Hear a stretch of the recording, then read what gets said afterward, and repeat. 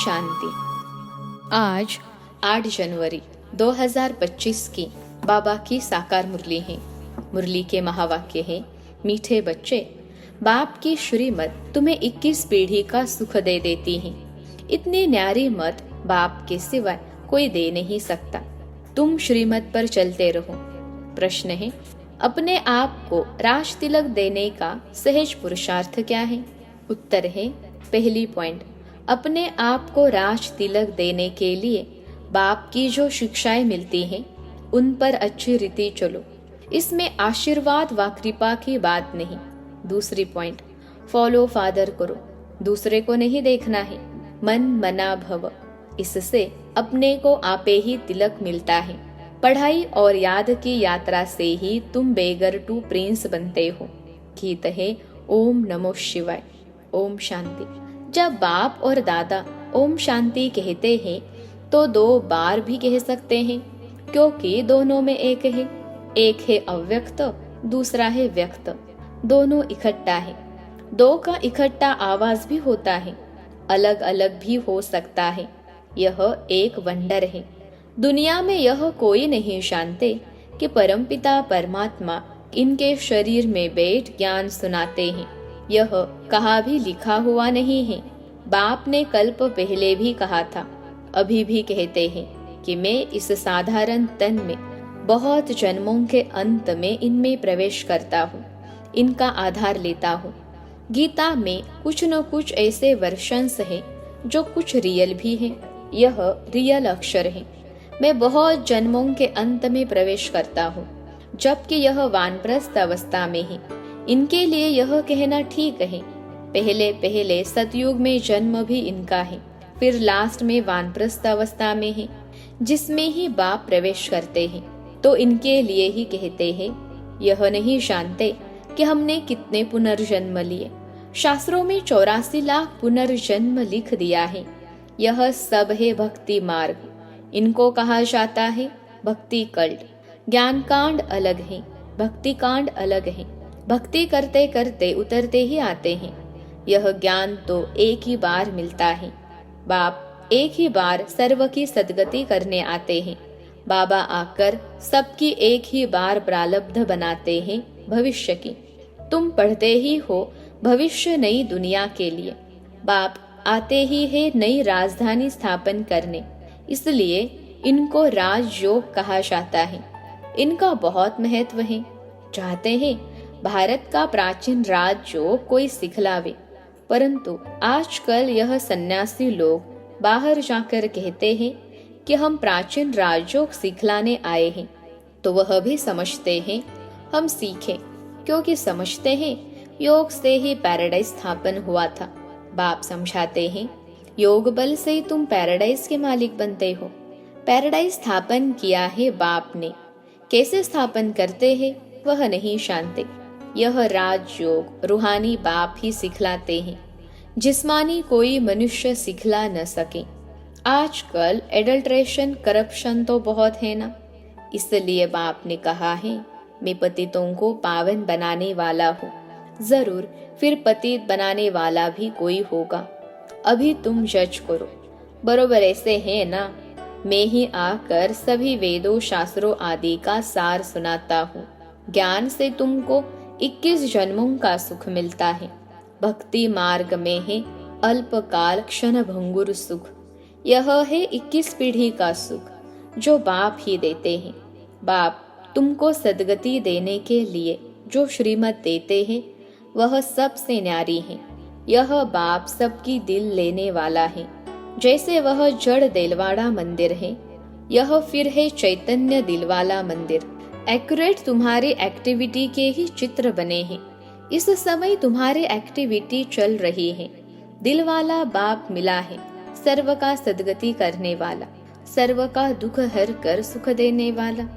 कितना ऊंच ते ऊंच गाया हुआ है। ऊंच ते ऊंच है भगवान शिव की महिमा।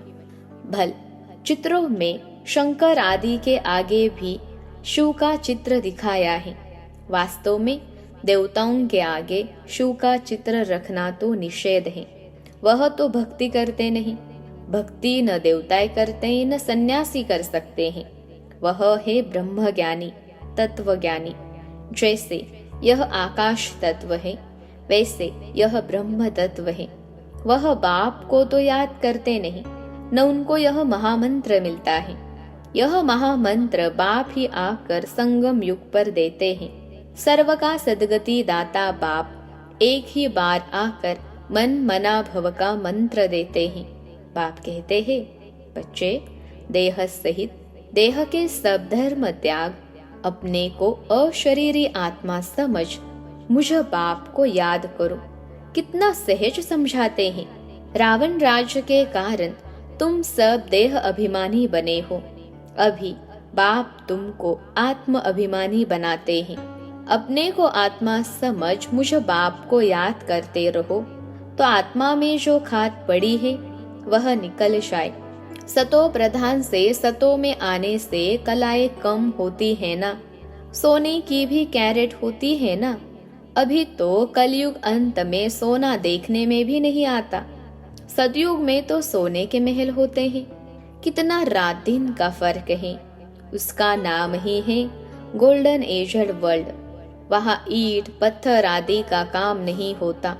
बिल्डिंग बनती है तो उसमें भी सोने चांदी के सिवाय और कीचड़ पट्टी नहीं होती। वहाँ साइंस से बहुत सुख है। यह भी ड्रामा बना हुआ है। इस समय साइंस घमंडी है। सतयुग में घमंडी नहीं कहेंगे।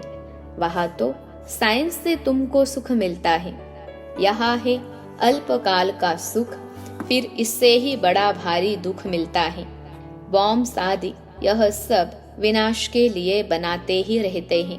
बॉम्ब्स बनाने के लिए दूसरों को मना करते हैं, फिर खुद बनाते रहते। समझते भी है इन बॉम्ब से हमारे ही मौत होनी है, लेकिन फिर भी बनाते रहते हैं। तो बुद्धि मारी हुई है ना। यह सब ड्रामा में नोंद है। बनाने के सिवाय रह नहीं सकते।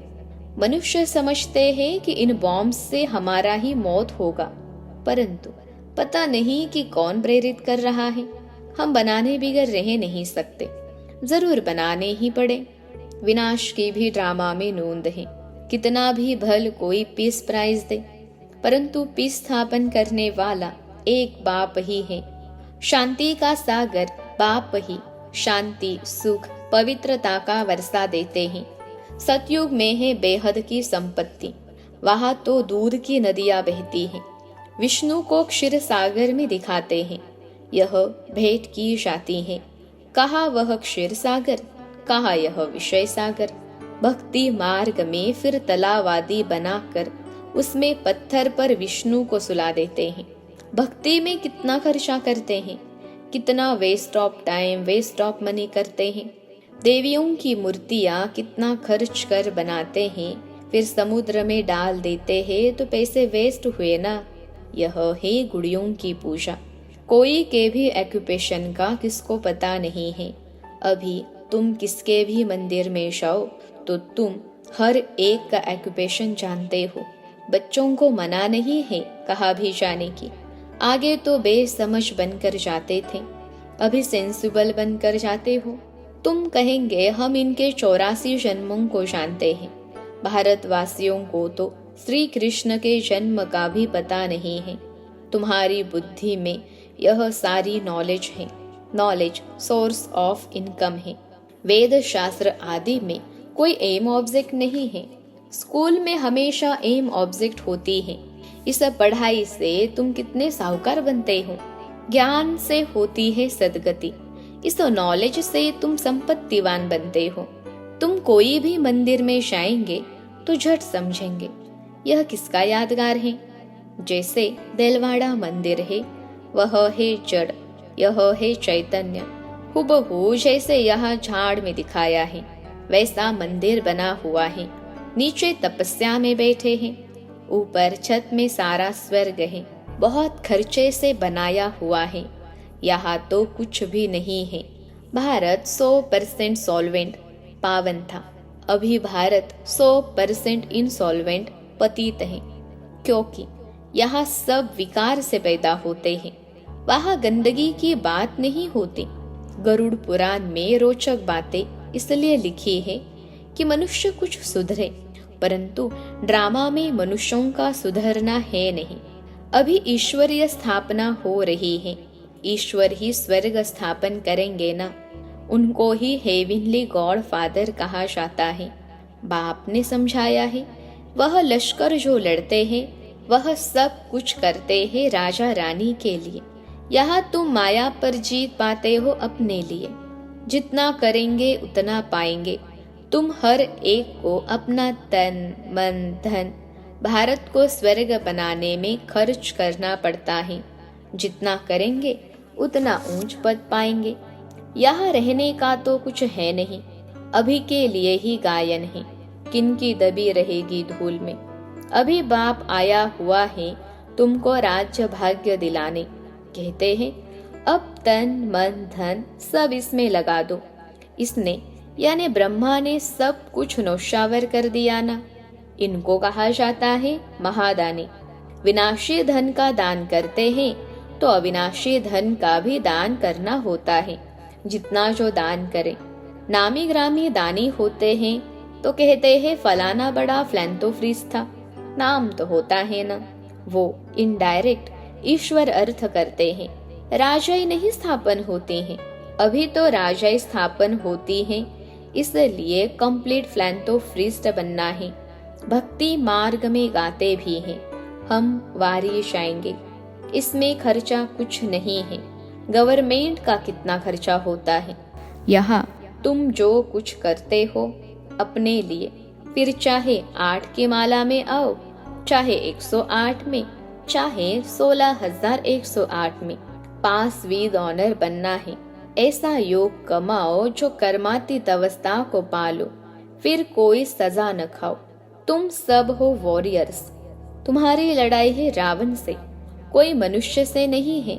नापास होने के कारण 2 कला कम हो गई। त्रेता को 2 कला कम स्वर्ग कहेंगे। पुरुषार्थ तो करना चाहिए ना। बाप को पूरा फॉलो करने का इसमें मन बुद्धि से सरेंडर होना होता है। बाबा यह सब कुछ आपका है। बाप कहेंगे यह सर्विस में लगाओ। मैं जो तुमको मत देता हूँ वह कार्य करो। यूनिवर्सिटी खोलो, सेंटर्स खोलो, बहुतों का कल्याण हो जाएगा। सिर्फ यह मैसेज देना है, बाप को याद करो और वर्षा लो। मैसेंजर पैगंबर तुम बच्चों को कहा जाता है। सबको यह मैसेज दो कि बाप ब्रह्मा द्वारा कहते हैं कि मुझे याद करो तो तुम्हारे विकर्म विनाश होंगे, जीवन मुक्ति मिल जाएगी। अभी है जीवन बंध, फिर जीवन मुक्त होंगे। बाप कहते हैं मैं भारत में ही आता हूँ। यह ड्रामा अनादि बना हुआ है। कब बना, कब पूरा होगा, यह प्रश्न नहीं उठ सकता। यह तो ड्रामा अनादि चलता ही रहता है। आत्मा कितनी छोटी बिंदी है, उसमें यह अविनाशी पार्ट नोंदा हुआ है। कितनी गुह्य बातें हैं। स्टार मिसल छोटी बिंदी है। माताएं भी यहाँ मस्तक पर बिंदी देती हैं। अभी तुम बच्चे पुरुषार्थ से अपने आप को राज तिलक दे रहे हो। तुम बाप की शिक्षा पर अच्छी रीति चलेंगे तो जैसे कि तुम अपने को राज तिलक देते हो, ऐसे नहीं कि इसमें आशीर्वाद व कृपा होगी। तुम ही अपने को राज तिलक देते हो। असल में यह राज तिलक है। फॉलो फादर करने का पुरुषार्थ करना है, दूसरों को नहीं देखना है। यह है मन मना भव, जिससे अपने को आपे ही तिलक मिलता है, बाप नहीं देते हैं। यह है ही राजयोग। तुम बेगर टू प्रिंस बनते हो तो कितना अच्छा पुरुषार्थ करना चाहिए, फिर इनको भी फॉलो करना है। यह तो समझ के बात है ना। पढ़ाई से कमाई होती है। जितना जितना योग उतनी धारणा होगी। योग में ही मेहनत है, इसलिए भारत का राज जो गाया हुआ है। बाकी गंगा स्नान करते करते तो आयु भी चली जाए तो भी पावन बन न सके। भक्ति मार्ग में ईश्वर अर्थ गरीबों को देते हैं। यहाँ फिर खुद ईश्वर आकर गरीबों को ही विश्व की बादशाही देते हैं। गरीब निवाज है ना। भारत जो 100% सॉल्वेंट था, वह इस समय 100% इंसॉल्वेंट हैं। दान हमेशा गरीबों को दिया जाता है। बाप कितना ऊंच बनाते हैं, ऐसे बाप को गाली देते हैं। बाप कहते हैं, ऐसे जब ग्लानि करते हैं तब मुझे आना पड़ता है। यह भी ड्रामा बना हुआ है। यह बाप भी है, टीचर भी है। सिख लोग कहते हैं सदगुरु अकाल। बाकी भक्ति मार्ग के गुरु तो ढेर हैं। अकाल को तख्त सिर्फ यह मिलता है। तुम बच्चों का भी तख्त यूज करते हैं। कहते हैं मैं इनमें प्रवेश कर सबका कल्याण करता हूँ। इस समय इनका यह पार्ट है। यह बड़ी समझने की बातें हैं, नया कोई समझ न सके। अच्छा, मीठे मीठे सिखलते बच्चों प्रति माता पिता बाप दादा का याद प्यार और गुड मॉर्निंग। रूहानी बाप की रूहानी बच्चों को नमस्ते। हम रूहानी बच्चों की सिखलते रूहानी माता पिता बाप दादा को याद प्यार, गुड मॉर्निंग और नमस्ते बाबा नमस्ते। धारणा के लिए मुख्य सार पहली पॉइंट है, अविनाशी ज्ञान धन का दान कर महादानी बनना है। जैसे ब्रह्मा बाप ने अपना सब कुछ इसमें लगा दिया, ऐसे फॉलो फादर कर राजाई में ऊंच पद लेना है। दूसरी पॉइंट है, सजाओं से बचने के लिए ऐसा योग कमाना है जो कर्मातीत अवस्था को पाले। पास विद ऑनर बनने का पूरा पूरा पुरुषार्थ करना है, दूसरों को नहीं देखना है। आज का वरदान है, कड़े नियम और दृढ़ संकल्प द्वारा अलबेलेपन को समाप्त करने वाले ब्रह्मा बाप समान अथक भव। कड़े नियम और दृढ़ संकल्प द्वारा अलबेलेपन को समाप्त करने वाले ब्रह्मा बाप समान अथक भव। विश्लेषण है, ब्रह्मा बाप समान अथक बनने के लिए अलबेलेपन को समाप्त करो। इसके लिए कोई कड़ा नियम बनाओ, दृढ़ संकल्प करो। अटेंशन रूपी चौकीदार सदा अलर्ट रहे तो अलबेलापन समाप्त हो जाएगा। पहले स्व के ऊपर मेहनत करो, फिर सेवा में, तब धरनी परिवर्तन होगी। अभी सिर्फ कर लेंगे हो जाएगा, इस आराम के संकल्पों के डनलप को छोड़ो, करना ही है।